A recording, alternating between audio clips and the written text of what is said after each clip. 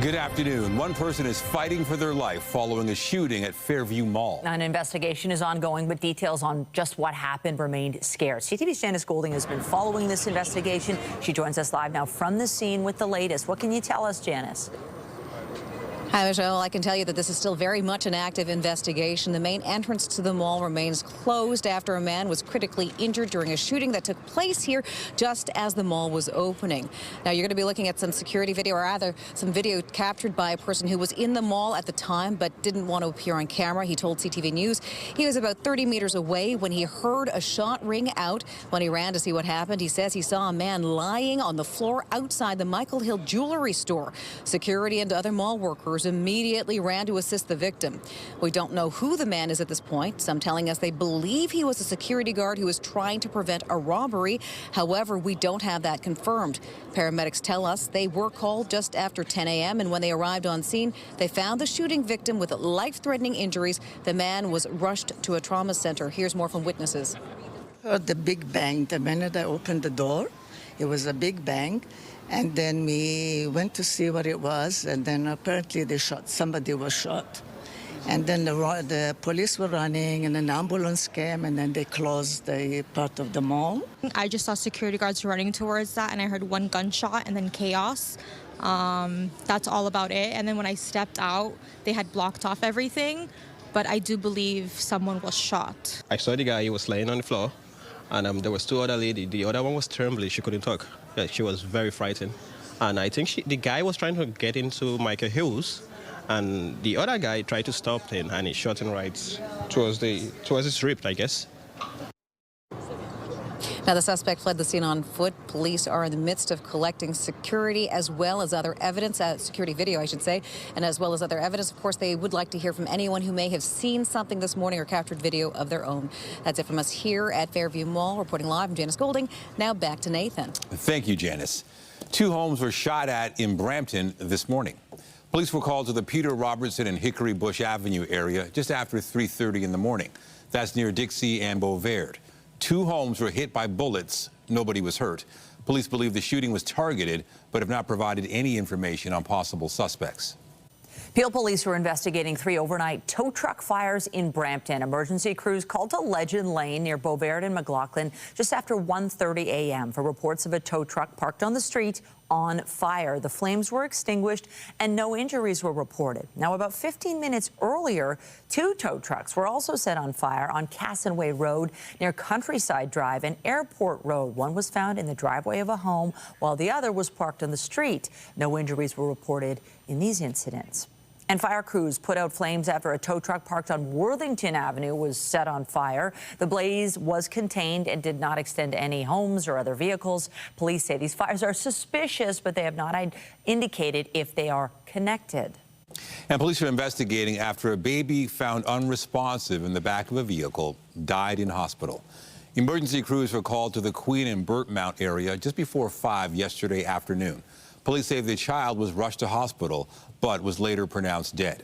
Investigators say the child's parents did attend the hospital. An investigation is ongoing.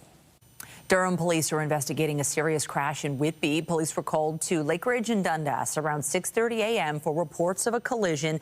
2 vehicles colliding at the intersection. Police have not provided any information about possible injuries or what may have caused this crash. A man convicted of 2 random murders in 2022 is set to be sentenced today. Richard Edwin was found guilty in the deaths of 21-year-old Kartiv Vasudev and 35-year-old Elijah Mahapath, who were killed 2 days apart in April of 2022. Police say both of the shootings were random. Victim impact statements are set to be read in court ahead of Edwin's sentencing. First-degree murder carries an automatic sentence of life in prison with no chance of parole for 25 years. Still to come, the Prime Minister released a list of people who will help the government prepare for upcoming trade talks with the U.S. We'll have those details a little later in the newscast. The head of CUPE Ontario is on leave amid an investigation into workplace climate allegations. CUPE Ontario says President Fred Hahn will be on paid leave for the length of this investigation. The union, which represents more than 300,000 workers, says an independent investigation began after allegations were made by a staff member. No other details about the allegations have been released. CUPE Ontario says Hahn supports this investigation and it will not comment further until it is complete. Destination Toronto released a 10-year master plan to attract more tourists to the city. It's a decade-long plan, right? So there's going to be some things that are already underway that the plan captures. For example, we talk about the Waterfront East LRT. That's already funded, and so it's a matter of getting focused on ensuring it's built as quickly as possible. But there are, of course, other things where, as the different levels of government, as different organizations come together, and the private sector as well, say, hey, these are investments that we want to make because it's going to lead to the opportunity for us to really grow the economic impact of tourism across the city. The plan comes after a record-breaking year for tourism in the city. 28 million people visited Toronto in 2025, spending $9 billion. The plan focuses on 5 points: safety, connecting people with the broader region, increasing competitiveness to host major events, developing new attractions, and bringing together partners and resources. The Raptors are returning to Toronto down 2-0 in their first-round playoff series against the Cleveland Cavaliers. The team will have a couple of days off now to prepare for Game 3 on Thursday. CTV's Mike Walker has been speaking with fans about the series and joins us now with more. Not how we would have liked it to start, but there's more games left. Yeah, fans are hopeful the Raptors can turn this around. There's a tailgate party happening right now in Jurassic Park for MLSE employees, and we know on Thursday night for Game 3, the atmosphere here will be electric. Fans knew this matchup with Cleveland would be a tough one, but they were expecting a much better performance from the Raptors in the first 2 games, and now say Game 3 is a must-win. Now, Toronto's offense struggled throughout Game 2, not leading at any point in the game. The Raptors' lead scorer, Brandon Ingram, was also cold. He didn't record a point in the first half, finishing the game with just 7 points. The Raptors also committed a season-high 22 turnovers. Here's more from hopeful fans that are expecting the Raptors to turn it around on home court and are expecting a better performance from Ingram in Game 3. I think Cleveland, if we win 1, I think Cleveland still wins in 5. Because if they take 1 game at home, we can't win at Cleveland. Yeah. I don't think so. I think the fans play a big role into it, and Cleveland's team is just they're better well oriented than us. Honestly, Brandon Ingram yesterday had a bad game. Honestly, Brandon Ingram needs to step up. Simple as that. You can't. He's talking about taking 9 shots. They're not winning a game with 9 shots, but he's only scoring 7 points in a game. Ridiculous. Yeah. He needs to score. He needs to get the ball, and he needs to score. BI needs to lock in. I think he's getting nervous in the playoffs, but I think 3rd game he's going to lock it, and he got the squad. Now, historically, Cleveland has won 12 straight playoff games against the Raptors, who now have a couple of days to regroup, re-strategize as they look to cut the deficit in half on home court Thursday night.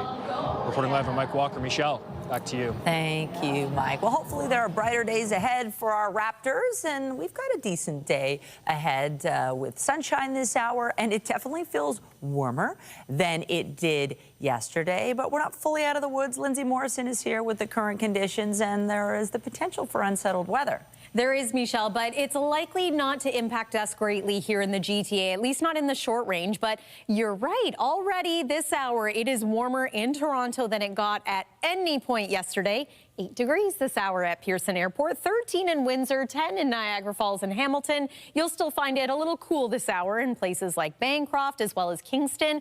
And you might find it a little cooler today the closer you get to the shoreline of Lake Ontario. For example, it's only 5 degrees right now in Ajax. We have a southerly wind today. That's a big difference compared to yesterday. A little breezy as well. Yesterday's winds were coming out of the northwest. And in some cases, there were a couple of stray flurries this morning. But for the most part, across and around the Golden Horseshoe, we are enjoying a lovely mix of sun and cloud, and we're forecasting a daytime high of 11 degrees, still on the cooler side of seasonal, but again, not bad at all. We'll take you through the forecast for the rest of the week and give you an idea when we do have that chance of showers returning. But for now, Michelle, it's back to you. Thank you, Lindsay. Prime Minister Mark Carney has commented on the mass shooting outside Mexico City that killed a Canadian tourist. Our hearts go out to the family and friends of the individual who was tragically killed. It's a terrible circumstance. I very much appreciate President Sheinbaum's personal attention to the matter, and we're working with Mexican authorities on the situation, but it's a sad day. A Canadian woman was killed and at least 13 other people were injured yesterday when a man opened fire from atop a historic pyramid near Mexico City. The suspect later took his own life. Canada's Foreign Affairs Minister spoke with her Mexican counterpart this morning.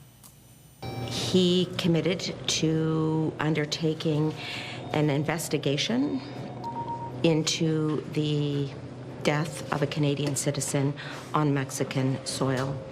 We will remain in contact over the coming days, and I want to assure Canadians that our consular officials are on the ground assisting the remaining victims, and in particular the Canadians who are in Mexico.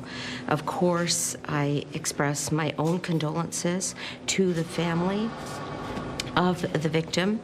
Our solidarity los familiares de la persona que perdió la vida, the family of the person who passed away, and to everyone who is being assisted at hospitals and who lived through this situation yesterday. Our obligation is always to share the information that we have and to continue informing the Mexican people and, of course, the media. When the first gunshot happened, we thought it was firecrackers, and somebody asked, I think it was Mary, said, "Was that gunfire?" And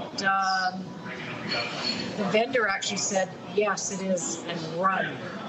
And our tour guide kind of pushed us. We all ran, some of us faster than others, and we got out of there. A 29-year-old Canadian was among the 13 people taken to hospital. Mexican authorities say the attack was not spontaneous, and they are investigating the motive. And the Prime Minister released a list of people who will help the government prepare for upcoming talks with the U.S. about the Canada-U.S.-Mexico agreement.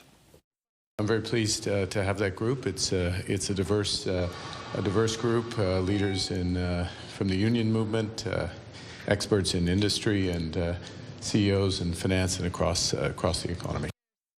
The group includes former Conservative leaders Erin O'Toole and Jean Charest, former Conservative interim leader Lisa Raitt, former Liberal Cabinet Minister Ralph Goodale, and former Nunavut Premier PJ Aki-Agok. It also includes trade and union representatives like Flavio Volpe and Lana Payne. The new group will be chaired by Canada-U.S. Trade Minister Dominique LeBlanc. Meanwhile, Conservative leader Pierre Poilievre says having people like Erin O'Toole on the council is good, but says the Prime Minister needs to tell Canadians how he plans to negotiate with the U.S. Has Mr. Carney even stated whether he wants to renew USMCA at all? He said yesterday trade with the U.S. is a big, or in his video, he said trade with the U.S. is a big weakness. So does that mean that he wants to end USMCA? If he wants it renegotiated, does he want a full overhaul? A few tweaks? What are his demands? Has he waved the white flag on getting rid of the tariffs on aluminum, steel, autos, and lumber? Or is he still fighting that fight? Does anybody know what Mark Carney's plan is? And for more, we're joined live in Ottawa by CTV's Rachel Aiello. Rachel, this team, it does sound well-rounded. Yeah, absolutely. I think it's a clear indication that the Prime Minister is looking to get more advice from the financial and economic sectors, as well as the tariff-impacted sectors, when he's going into these trade talks with the United States. Of course, there's been a bit of an easing off and a focus, switching from trying to get the tariffs off to now the position Canada finds itself in trying to renegotiate broadly the trilateral trade deal. So I think that is indicative of some of the names who the Prime Minister has added to this advisory council. So I'm thinking of folks like the President of the Aluminum Association of Canada, the Canadian National Railway, ArcelorMittal Dofasco, one of those big metal players in this country, TransCanada, the leading Chief Executive Officer of Tech. We've got a couple representatives from the agriculture and agri-food sector, specifically around dairy and supply management, which we know that the U.S. has indicated is an ongoing irritant with Canada.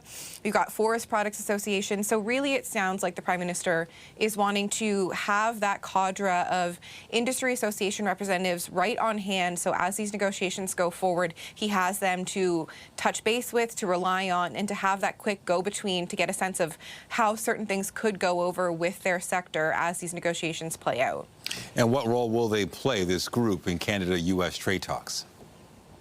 So my indication is that, of course, Canada-U.S. Trade Minister Dominic LeBlanc is going to remain at the forefront of these. The Prime Minister has also appointed Janice Golding to take another leading role in advising on the negotiations. But it sounds like this is going to be a broader panel of folks who can be relied on for their industry or regional specific expertise, as well as you rightly noted off the top, some different partisan stripes within this mix as well. Here's a bit more from Minister LeBlanc in describing how he sees this role for the group.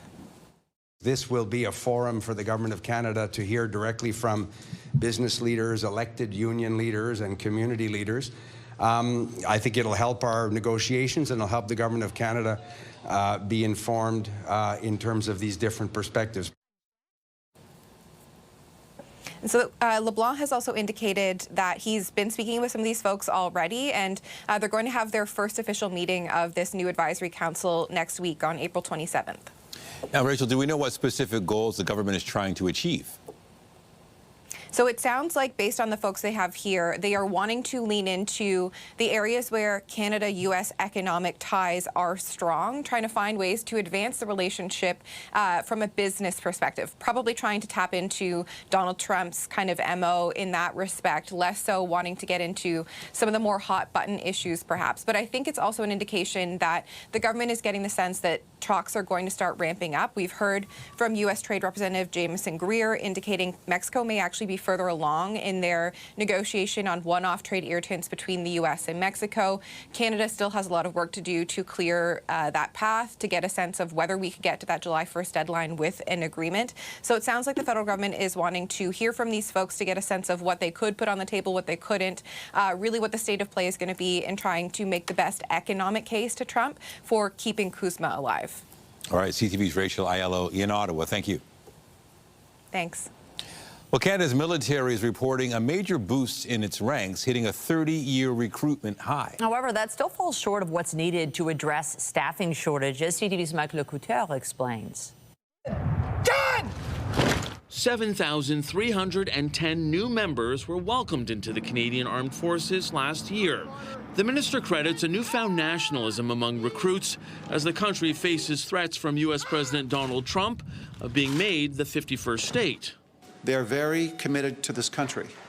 They want to see Canada remain secure and sovereign. The McGuinty added the 20% wage increase for soldiers announced by the Liberal government helps, as do other investments. They're also seeing on the ground a concomitant investment in material, in new housing, in kit. Despite the spike in enrollments, the military still remains understaffed by a few thousand troops.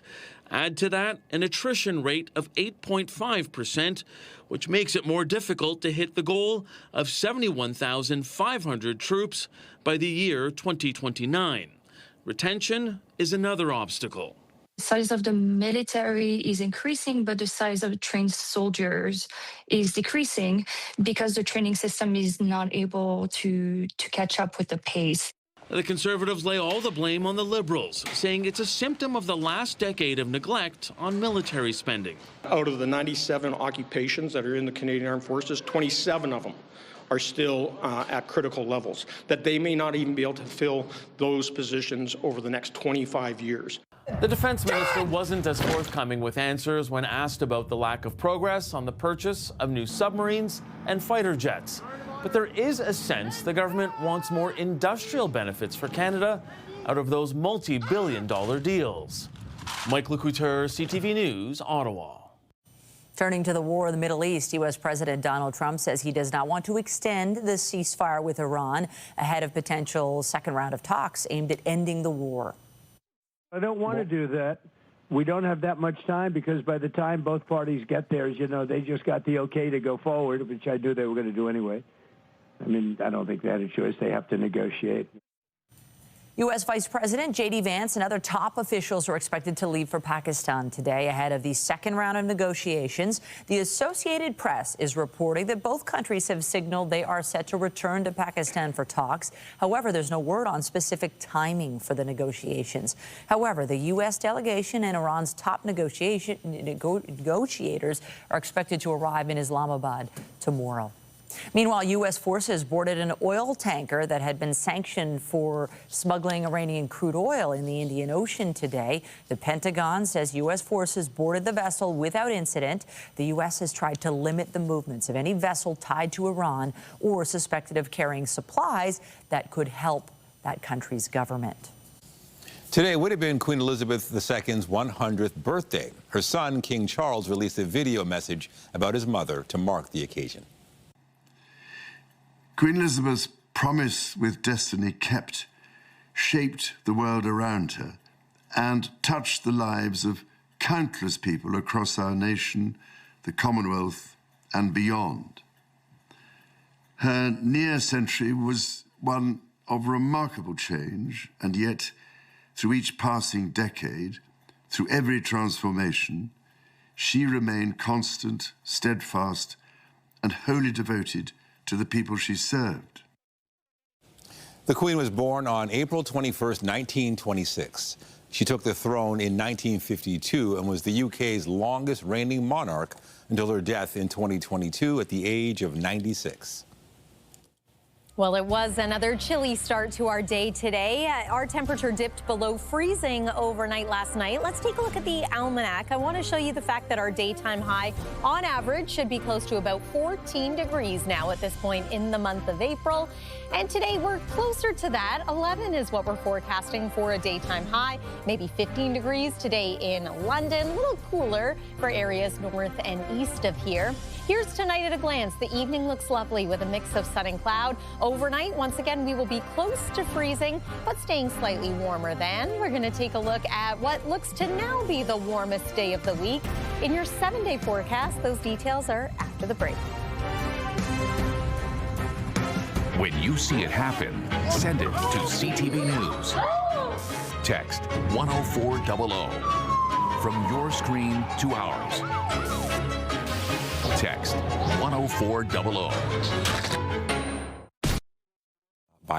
Let's talk about the forecast. We got some sunshine. We're going to get into double-digit territory, and this is a good sign. Yes, I think it's an improvement, and I'm really eyeing kind of middle of the week, Wednesday, Thursday, for the bright sunshine and more comfortable temperatures. Because is this a bit cool, what we've been experiencing for this time of year? It certainly is. I mean, yesterday was well below seasonal. Today, an improvement, but still cooler than normal. I think you're going to like tomorrow, and I think you're going to like Thursday. After that, temperatures dip slightly ahead of the weekend, and then it looks as though our next round of expected wet weather, at least a guaranteed round of rain, looks to come just in time for the weekend. Weather is brought to you by the Presler Law Firm. Injury lawyers, you don't pay unless they win. Where they do not need more rain, of course, is in parts of Muskoka. And really, there's been so many areas in Ontario impacted by flooding recently. But I want to take you back to the Lake Muskoka area, the Muskoka River. We've talked about this before. Many are familiar with Santa's Village. Unfortunately, that amusement park is still being impacted by spring flooding. And so, too, are many people who live here year-round. Seasonal cottage goers are struggling to keep their docks above water, their boathouses, too. So the District of Muskoka reminding folks that there are things they can do to protect their property, move any valuables to higher land. Sandbagging is available in many different areas as well if you perhaps need some of those. And of course, knowing how to turn off the electricity safely, that's a good thing to be able to do as well. It is 6 degrees right now in Muskoka, but look at Wyerton, almost double the temperature. It's 11 degrees right now. We're starting to see some warmer air move in from the west, and today is a pretty nice day with an afternoon high of 11 degrees.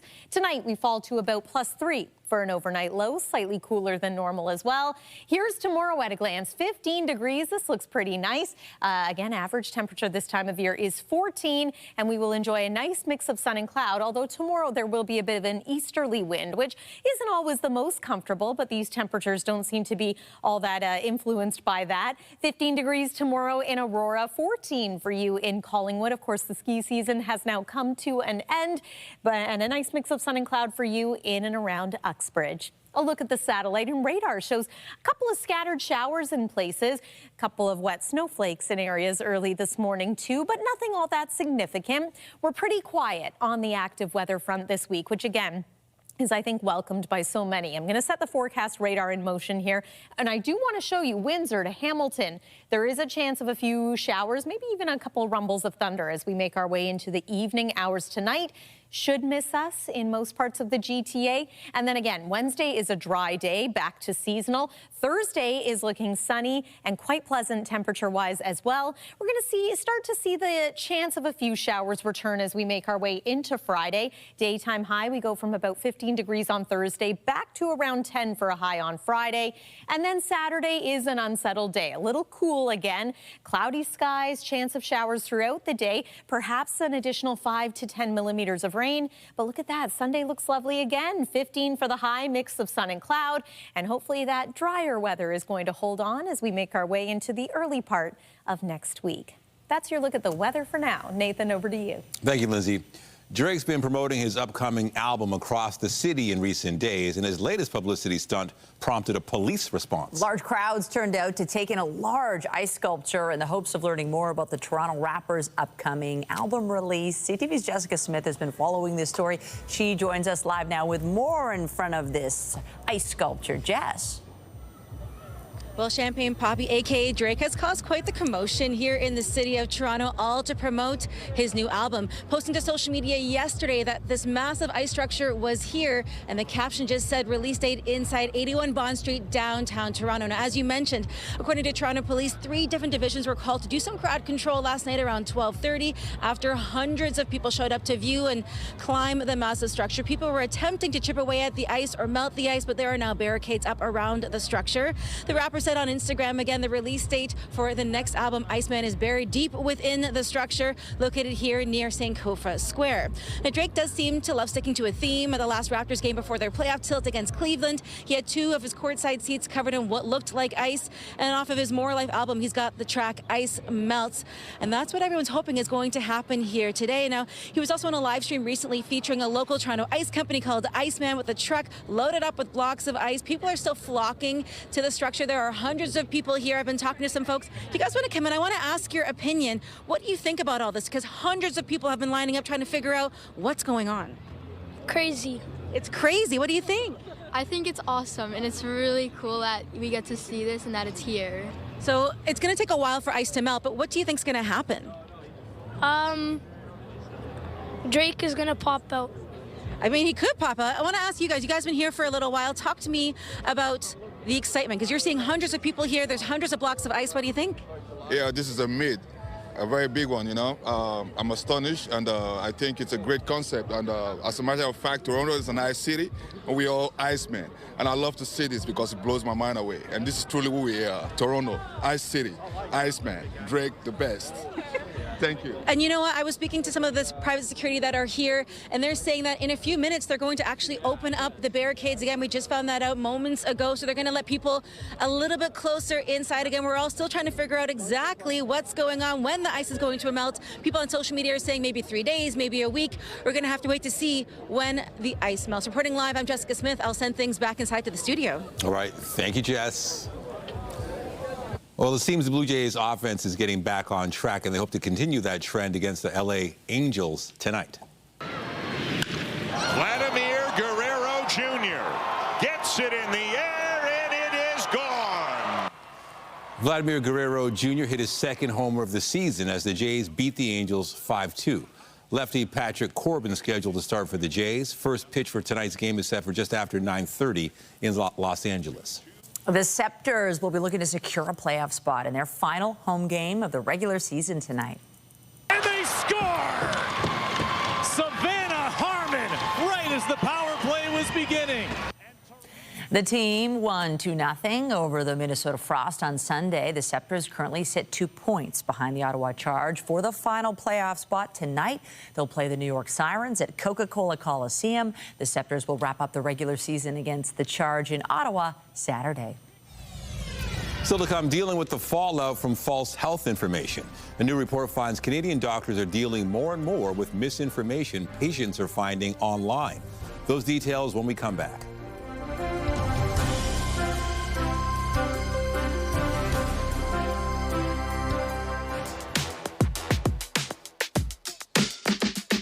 Johnny's Shawarma has been serving a budget-friendly and delicious shawarma since 1995. Slow-roasted chicken and beef spits fill the air with irresistible aroma. Come with me as we check out what's on the menu at Johnny's.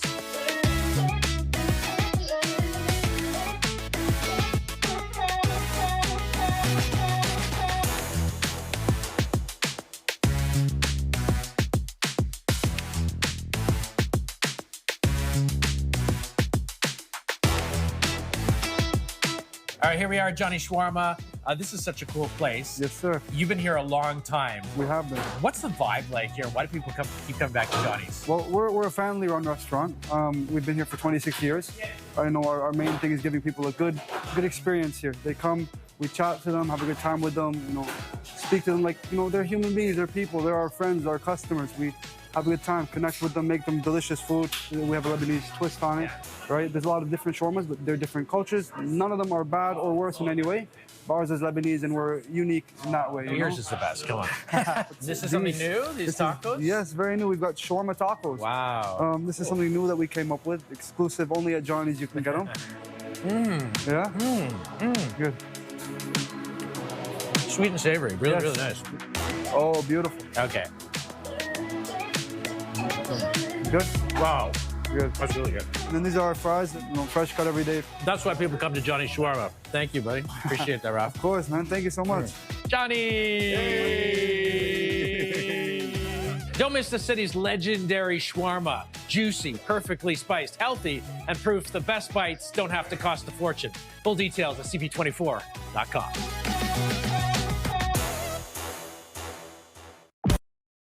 A new report finds Canadian doctors are increasingly dealing with the fallout from false health information their patients are finding online. A new survey by the Canadian Medical Association finds 97% of responding doctors have had to intervene to prevent harm or address consequences in patients who followed false or misleading online health information. The president of the CMA says Canadians are turning to online information because it's widely available and because of the shortage of healthcare providers across the country. The Ottawa Hospital is using a powerful new tool to help treat cancer patients. It's called the Pink Drink and allows surgeons to remove larger cancerous tumors. CTV's Sean Varden explains.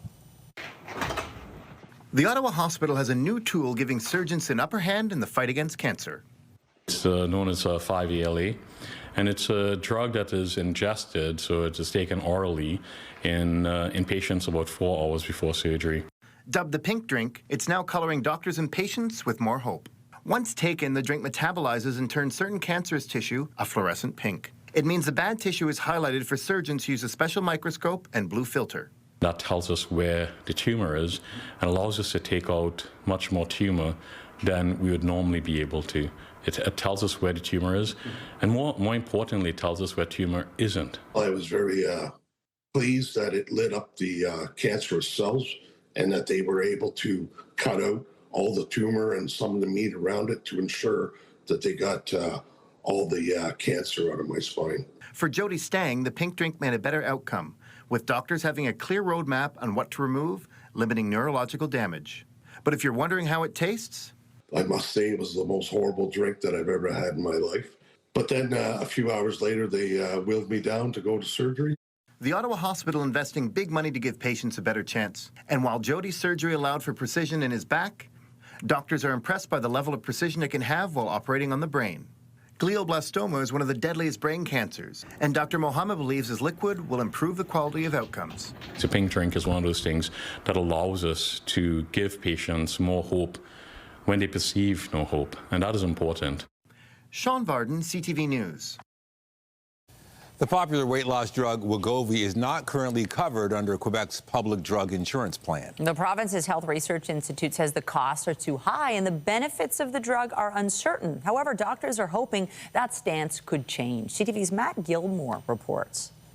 You may have seen the ads asking you to ask your doctor about Wegovy. So Ozempic and Wegovy are the same medication, just prescribed at different doses for different reasons. So Ozempic is prescribed for diabetes, Wegovy is prescribed for weight loss.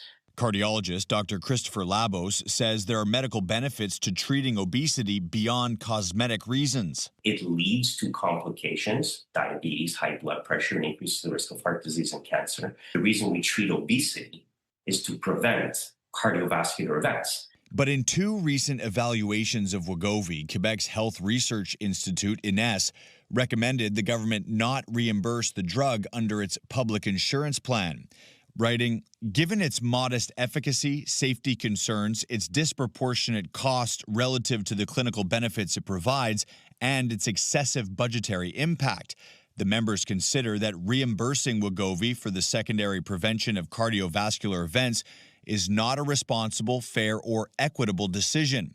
The drug does come with side effects like nausea, vomiting, and bloating, but Labos says they usually go away for most patients.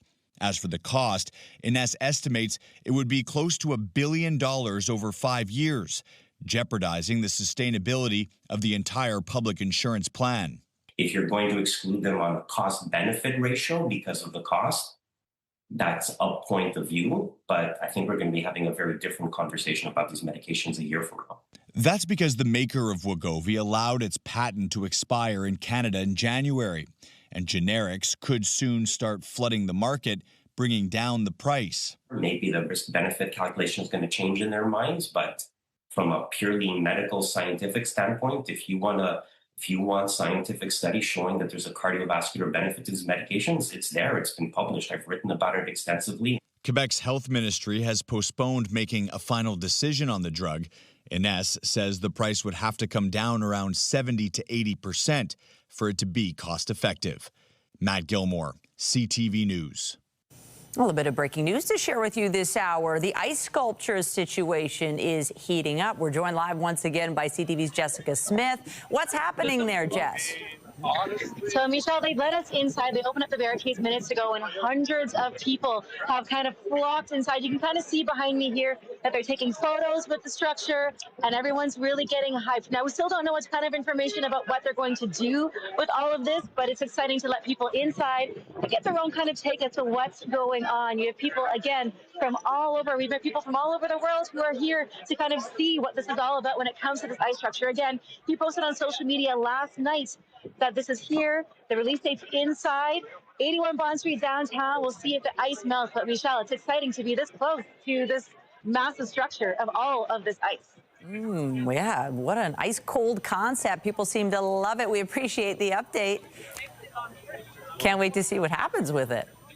Now, still to come on CTV News at noon, a local group wants to bring a planetarium back to our city. We'll have those details when we return. Get Toronto's top stories, breaking news alerts, and watch live. Download the CTV News app. Apple says John Ternus will be taking over from Tim Cook when the Apple CEO steps down in September. Ternus joined Apple in 2001 and has played a key role in reigniting sales of Apple's Mac computers, which have gained market share against PCs. At 50, Ternus is the same age Cook was when he took over CEO duties from Apple co-founder Steve Jobs. Apple says Cook will become the company's executive chairman.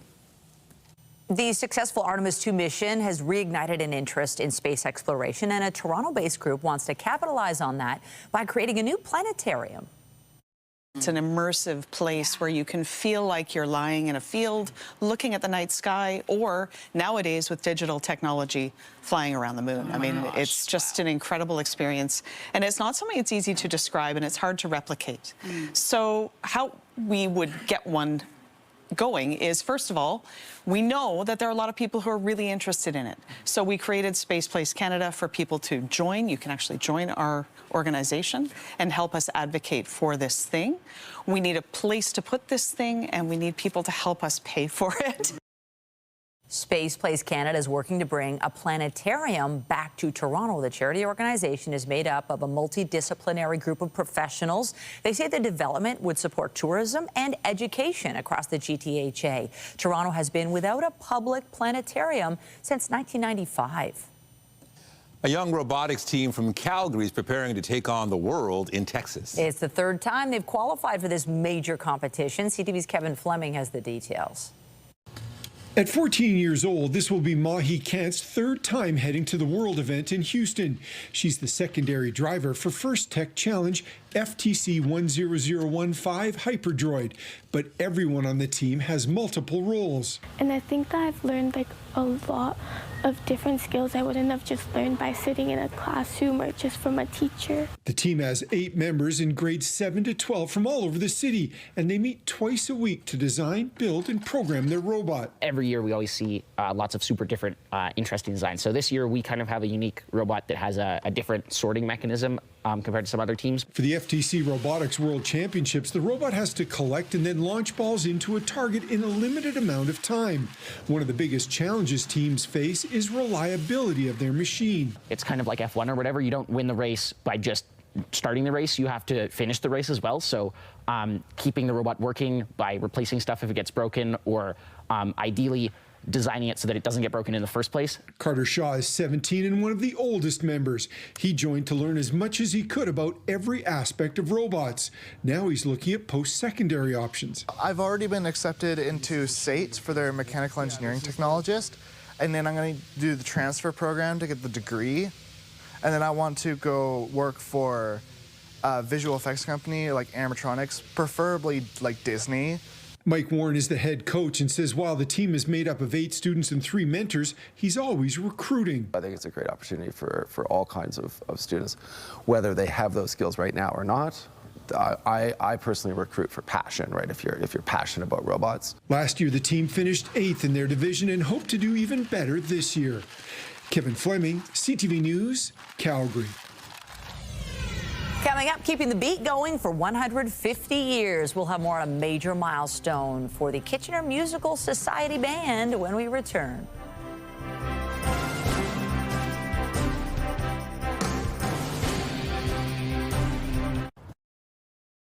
More than 150 years of music. The Kitchener Musical Society Band is marking a major milestone. CTV's Colton Weens has more on the group's history and their plans for the future.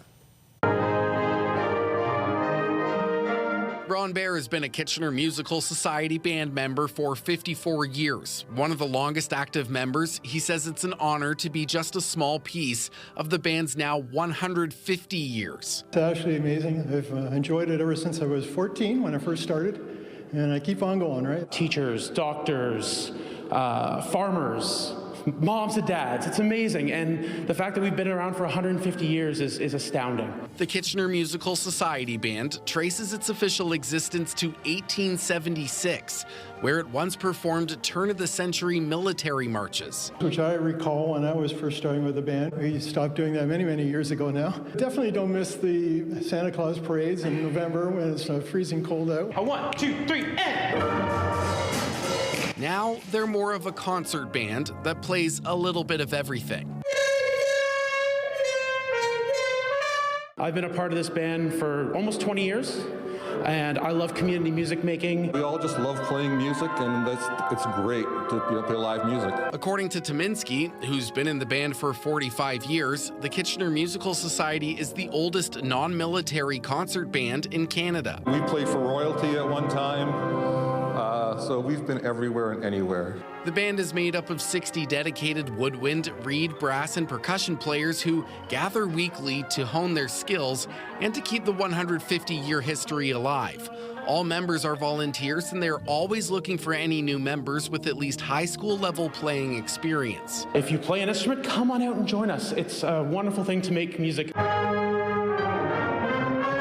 And this being the 150th year, they've planned a celebration concert for June and even commissioned a song that they will perform as part of the celebration. Debut our commissioned piece of music that we had Robert Buckley write for us. Robert Buckley obviously is a very famous Canadian composer. So it'll be the world premiere of his music. It tells the story of a spark of creativity and community joy to bring us all together. And to celebrate 150 years, the band is holding a free concert at the museum in downtown Kitchener on Sunday, June 14th. Tickets can be found on the museum's website. Colton Ween, CTV News, Kitchener. Great story, and the beat goes on. Back here in Toronto, we've been talking this hour about Drake's ice sculpture and, you know, how long it might take for it to melt. Do we have any temperatures that could melt this sucker? Well, I mean, technically any temperature above freezing, which we have, will eventually melt that ice, and we are going to warm up as this week goes on. So let's cross our fingers that sooner rather than later we can see what's hiding there. Here's one more look at what's going on the satellite and radar. You know what will help? Sunshine, and we've got a lot of that today and tomorrow. Mix of sun and cloud through the day. Waking up, yes, it's cool once again, but daytime highs are near normal into tomorrow. Seasonal highs of about 15 degrees. We'll take that. That's your Wednesday forecast. And then here's the rest of the week. So we don't really cool down again until about Friday. And then Saturday is cool and a bit unsettled. So rain might help melt some ice too. We're looking at maybe 5 to 10 millimeters of it for Saturday, but your weekend as a whole is not a washout. Sunday looks fabulous. Mix of sun and cloud, and the temperature back up around seasonal. So yeah, let's see.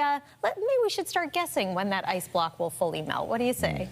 Saturday. Okay. I think it'll get chopped up before by just the fans. All right, that is it for CTV News at noon. Remember, you can get Toronto's breaking news all day long on CP24 and at ctvnewstoronto.ca. For Lindsay Morrison and the whole team here, have a pleasant afternoon. I'm Michelle Dubé. And I'm Nathan Downer. Be sure to join us later for CTV News at 5 and 6.